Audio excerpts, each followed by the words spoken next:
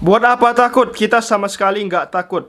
Nah, ini mengenai tes DNA para Habibah Alawi ya.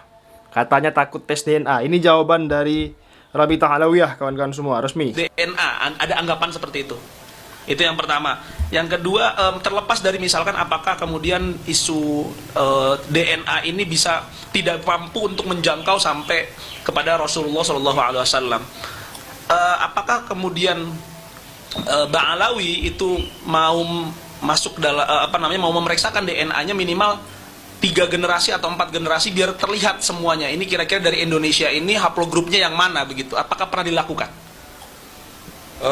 Beberapa kalangan Ba'alawi ada yang melakukan secara mandiri, mereka melakukan uji DNA. Tapi belum ada misalnya kesepakatan misalnya Ba'alawi untuk semuanya uji DNA, belum ada kesepakatan seperti itu. Karena ini pun juga mau diinterpretasikan apa? Karena sampel dari Rasulullah sendiri nggak ada. Kalau ada, oh itu ada rambutnya, ya siapa yang bisa memastikan bahwa rambut itu benar rambutnya Rasulullah?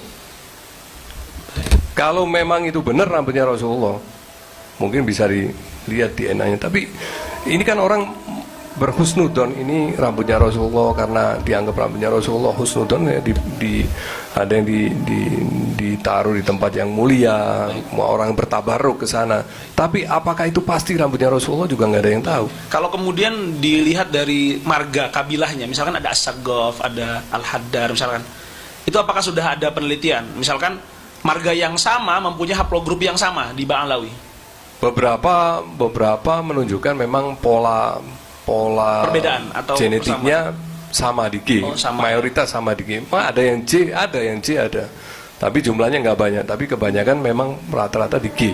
Rata-rata di G semuanya. Rata-rata di G. Dan menunjukkan juga memang di Arab, terutama di Yaman, penduduk asli Yaman mayoritas C. Ba'alawi sebagai imigran dia itu konsisten di haplogrup yang berbeda dengan mayoritas penduduk Yaman. Secara sejarah sudah confirmed bahwa mereka ada dengan DNA ini bahwa mereka adalah imigran.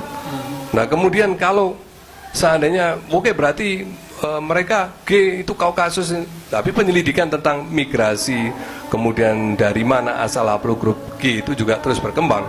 Dan sejarah juga membuktikan bahwa Nabi Ibrahim sendiri asalnya dari Babylon. Dan itu sudah diidentifikasi ya? Iya, dan bagian dari Musta'ribah. Justru aneh seandainya haplogrup Sada itu sama dengan Arab Aribah justru. Apakah kemudian dari Bani Alawi ini memungkinkan, seperti tadi Dr. Zain mengatakan, sepertinya perlu ada gerakan misalkan untuk Bani Alawi mencatatkan DNA-nya agar kemudian ke depannya mungkin bisa terlacak dari sini begitu? Mungkin bisa juga kesepakatan keluarga, mungkin dari keluarga Asgaf, Alatos atau yang lain, kesepakatan keluarga. Mulai sekarang mereka mulai mendata DNA-nya, kemudian bergenerasi berikutnya generasi. Nah itu baru bisa rapi. Baik. Tapi tidak takut kan ya Pak Alawi? Nah, buat apa takut? Iya, itu kata kunci yang penting seperti kita sama sekali nggak takut. Kita bahkan dari kalangan Ba'alawi ada yang ilmuwan DNA juga, seperti Dr. Habib, dan banyak lagi sebenarnya yang mereka itu nggak tampil di publik, dan mereka juga pakar di bidang DNA. Baik.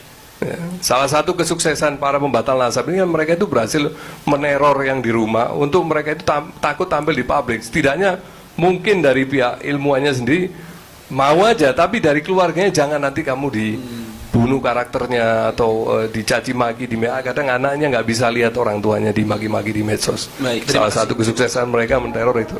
Terima kasih saudara Muhammad Assegaf, dan ini cukup komprehensif ya, cukup holistik biar kawan-kawan kemudian bisa memahami isu ini.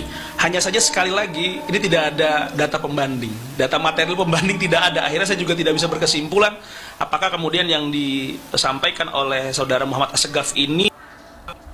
Nah, luar biasa ya mengenai tes DNA. Para habaib itu tidak takut sebenarnya, oleh karena belum ada yang kesepakatan bersama daripada habaib yang nggak ada yang melakukan tes DNA. Ya mungkin ada yang melakukan tes DNA pribadi, mungkin ada. Yang jelas DNA ini sebenarnya nggak bisa ya merujuk kepada kebenaran nasab Sadah Ba'alawi sebagai keturunan Nabi Muhammad. Nggak bisa, soalnya jauh sekali ya. Walaupun ada rambut Nabi Muhammad yang bisa dipakai untuk tes DNA, ya orang-orang berhusnuzon saja bahwa itu memang benar rambut daripada Nabi Muhammad.